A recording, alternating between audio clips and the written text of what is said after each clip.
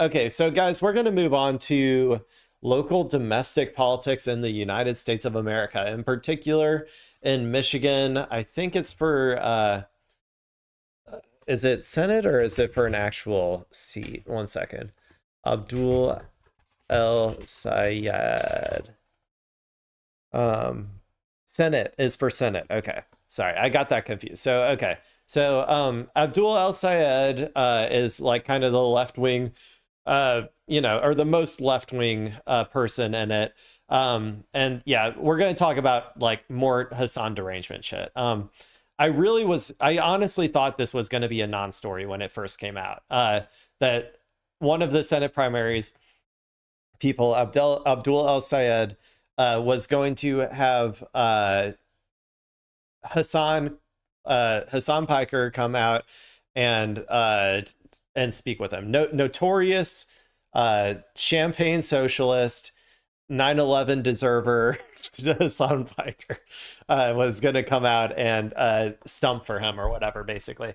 And then all of these articles came out that were hysterical and cringe. And I thought, okay, someone is boosting this, but it'll go away in a day or two.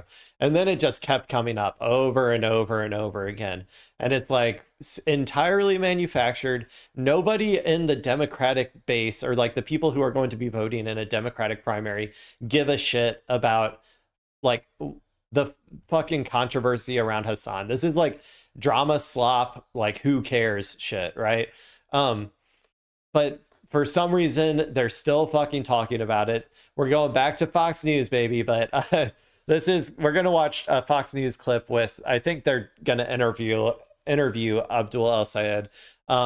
This is Michigan Dem doubles down after rally with anti-Israel streamer.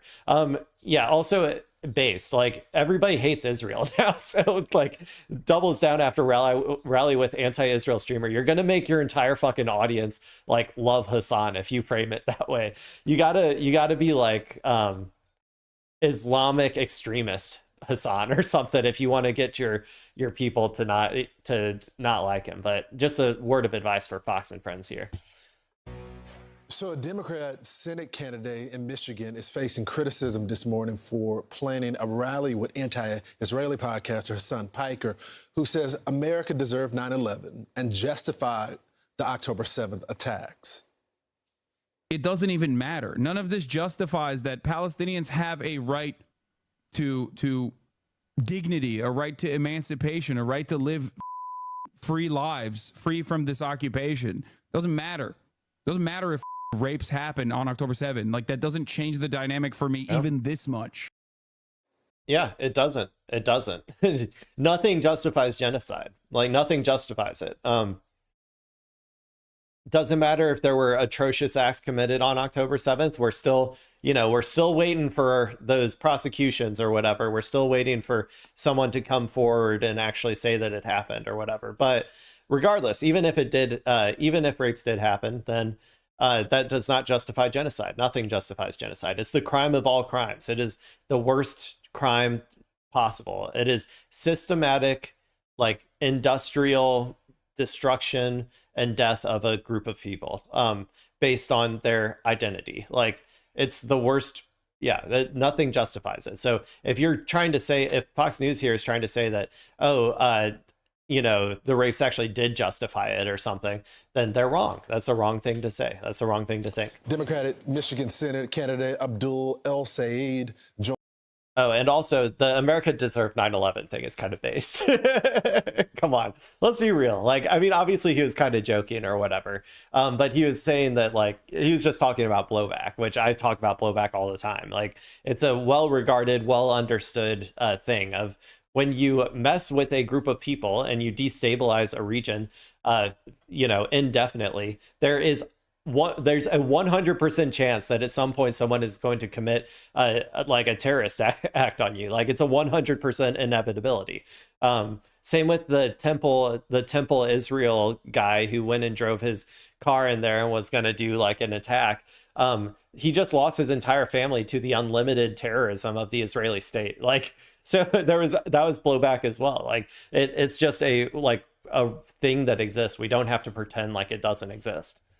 Joins us now. Abdul, thanks so much for getting up this morning. Thank you so much for having me. So, Abdul, you've run a campaign where you've got a lot of young people supporting you. You've talked about gas prices, eliminating medical debt. But there has been some moments where a lot of people that are moderate Americans have disagreed with you. And I want to play this clip of No such thing as moderate Americans. when the Supreme Leader... Americans' ideology is completely mixed up. It doesn't make any sense. So there's no such thing as center. Like, there's no right-left dynamic. Everybody's a mishmash of far right and far left policies all stewed together in their TV-addled brains. So there's no such thing as like a quote-unquote centrist or whatever. The Ayatollah was eliminated, and this is what you had to say. Watch. I also want to remind you guys that there are a lot of people in Dearborn who are sad today. So, like, I just don't want to comment on Khamenei at all. Like, I don't think it's worth even touching that. Yeah, I mean, Khomeini was one of the most peaceful people in Iran, one of the most conciliatory to the West. Like, he is legitimately, like, the West will never have a person as peaceful as Khomeini and as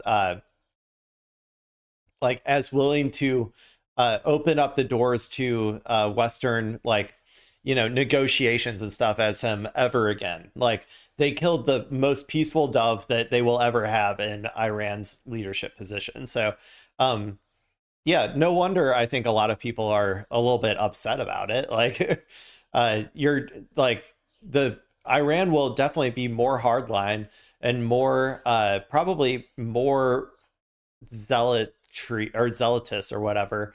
Like, more, I guess, yeah, just more hardline and like less tolerant of dissent going forward, you know. So yeah, he was definitely like kind of holding back the hardliners to an extent for like the past 20 years pretty much. So Abdul, I guess my question would be, who are those people and why do you still want their support?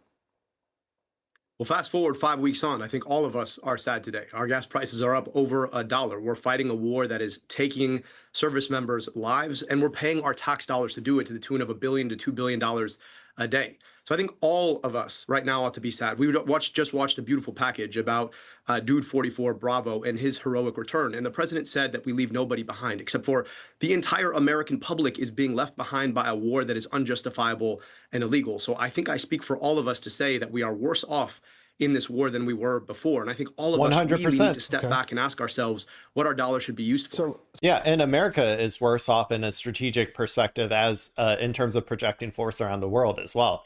America is like looking like a clown show at this point, where nobody, like, China is probably looking at this like, oh God, like, it's going to be so fucking easy. Like, I did not expect them to be this bad at this. Like, you know what I'm saying? Like, yeah. So even from their perspective as hawks in Washington, like, this is going absolutely terribly for them. So I would ask you, Abdul, I think you're right. I think the polling suggested, I mean, that was Iran's goal. Stated goal was to put pressure on the gas prices. But specifically, who are the people within the community that are sad about the Ayatollah being dead? Because the peaceful Muslims that I know, including those that are in the Gulf state that are supporting this action right now, they reject him and they wanted him dead. So who are those people? Why did they want him dead? He was the most peaceful dove in that, like, in the entire government over there. He was the one who had a fatwa against nuclear weapons. Like this is just ridiculous. Even from their own perspective, it doesn't make any fucking sense. Like,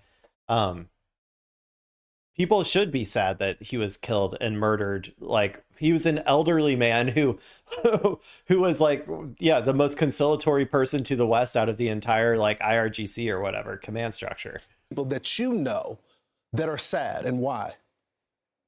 Well, look, I'm no apologist for any regime, including our own. And at the end of the day, the question is whether or not a leader focuses on his or her people. Clearly, the Ayatollah did not. And clearly, Donald Trump and this administration is not either. So again, yeah, I mean, if someone came in and if someone came in and murked Trump in the same way that, like, they murked Khomeini, then, like, I'm sure that there would be some people out there who are like sad or whatever that that Trump died, and like I might not be that sad, but I'm sure there would be people out there who are sad that like the fascist leader died or whatever. So I don't know. And like Trump is like a million times more evil than Khomeini was. Like, let's be real. I'm going to tell you, they are white, they are black, they are Arab, they are non-Arab, they are Muslim, they're not Muslim. They're all the people who had to pump gas this morning to get to work and realize that they were going to have to end up paying tremendously more money because of an illegal, unjustifiable war. So the notion that He's the better. Ayatollah is dead. He's better at talking than I am. This is a good, just keep going back to this. Who cares about the Ayatollah? Like that's a better way to do it. One thing, but the notion by which our country did it, fighting a third conflagration in a third country in this year alone, that there is the problem. And I think we have to understand that in politics, in government, the means don't always justify the end doesn't always justify the means. And I think Americans of all stripes right now are unified by asking, what is the aim here and what are we doing? Yeah, so I think most Americans remember the 17 Americans that died in 1983 at the death of Iran. 244 American service members in October the 23rd in 1983, 19 U.S. airmen in Kopar Bar Tower in 1996, and 3 U.S. Americans, soldiers in 2024 of January. I want to get to your big event that you... Yeah, but who... Okay, sorry. I'm just going to let it play because this isn't the shit that I even watched this video for. Going to have with Hasan Piker. He has said some things about 9/11.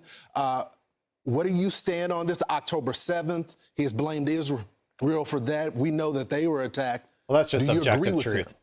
Yeah, that's just objective truth that Israel played a big part in facilitating, the October 7th attacks. Like, obviously, I mean, that's also just blowback. Like, they committed unending atrocities, did, hundreds of October 7ths to the Palestinians over the past, decade or whatever, right? Dispossessed them, humiliated them, tried to destroy them as a people, and then they fought back on one day of resistance. Yeah, so like, I don't know. I mean, obviously, and then also like Netanyahu literally propped up Hamas with all of the money that he sent to them because he wanted to counterbalance Hamas against the Palestinian Authority in order to try to keep the Palestinians divided. So like, that's a just straight up literal propping up of Hamas that like led to October 7th. If you want to be extremely literal about it and not like, not talk about the decades of occupation before that led to it. But yeah. Of course, I oppose rape. Of course, I don't think 9/11 was justified. But because you appear with somebody doesn't mean you agree with them on everything. Think about this. You have the president on the show all the time. He talks about grabbing people by parts of their bodies I don't think you would ever consider. And that doesn't mean that you wouldn't appear with him. My question to you is, when did we start bending to cancel culture? When did we start saying that cancel culture was okay? Turn Because it back clearly on on your show, That's you good. have a number of people who you don't agree with, including me.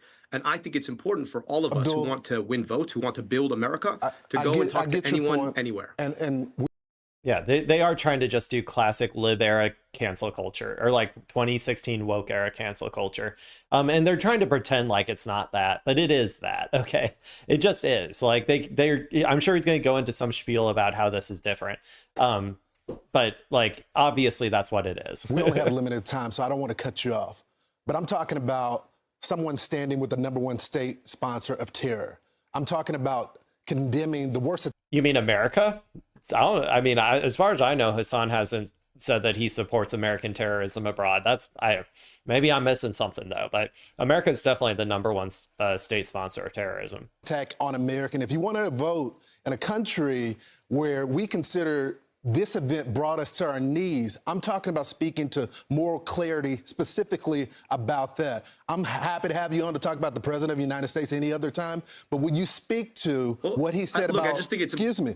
It's important. Will you speak to what he said about 9/11 context. and October the 7th?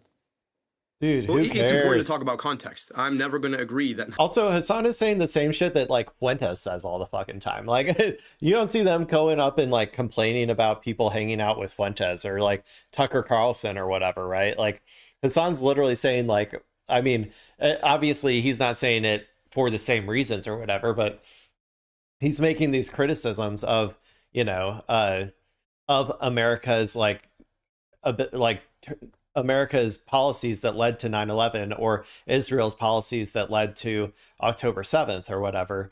He's making those criticisms. Plenty of people on the right, even people that this guy's probably interviewed, make those exact same criticisms, but they don't give a shit. The reason that they give a shit is because he's Muslim and he's, you know, and that's why they're targeting him instead. 9/11 was justified. It was wrong. It was a horrible day for all of us. I'm never going to be okay with the innocent murder of civilians. I condemned Hamas and I condemned that attack on day one.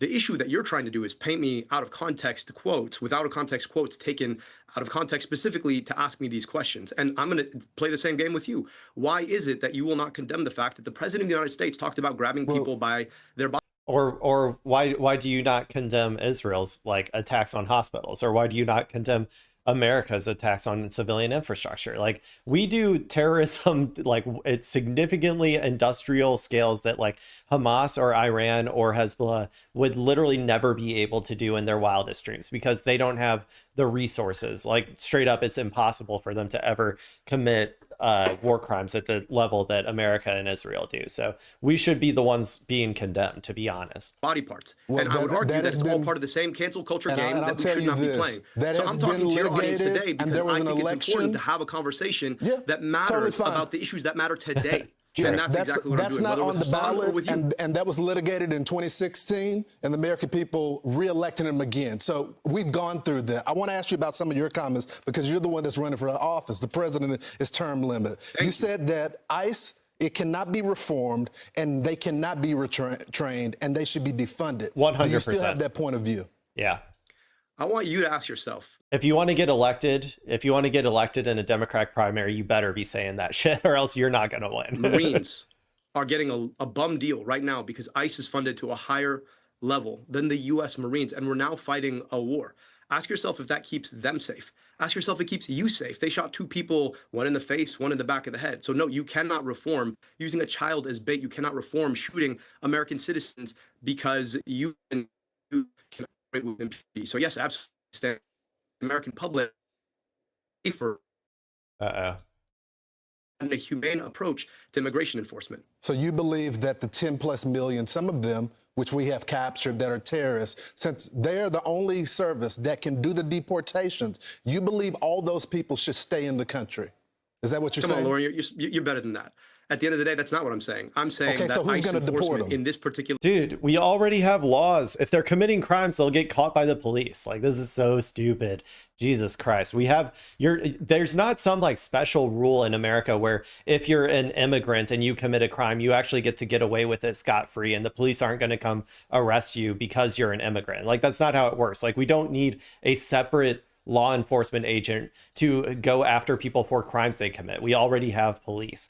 So that's just like fucking stupid, dude. And yes, there is a cute cat in the corner, and I need to look at that more often, man, because my cortisol is spiking way too high right now. way, when you shoot people in the face, when you fund them to the tune of 185 billion, when they can walk around with impunity covering their faces, not actually being held accountable to the highest law of the land, which is our Constitution, that is wrong. You can have immigration enforcement. You can keep a safe and secure southern border, which I agree with, but not like this. All right. We appreciate you coming on and taking the tough questions. Shut up, dude. This dude sucks. He was so annoying. I get this Hasan shit is so fucking annoying to me. God, I can't wait till whatever slush fund decided this was a good way to spend the millions of dollars that they're spending on propping this story up. I can't wait for it to fucking for them to get absolutely nothing out of it. I think it's counterproductive to their cause anyway. I think doing this shit makes even more liberals hate third way and hate centrist Democrats, man.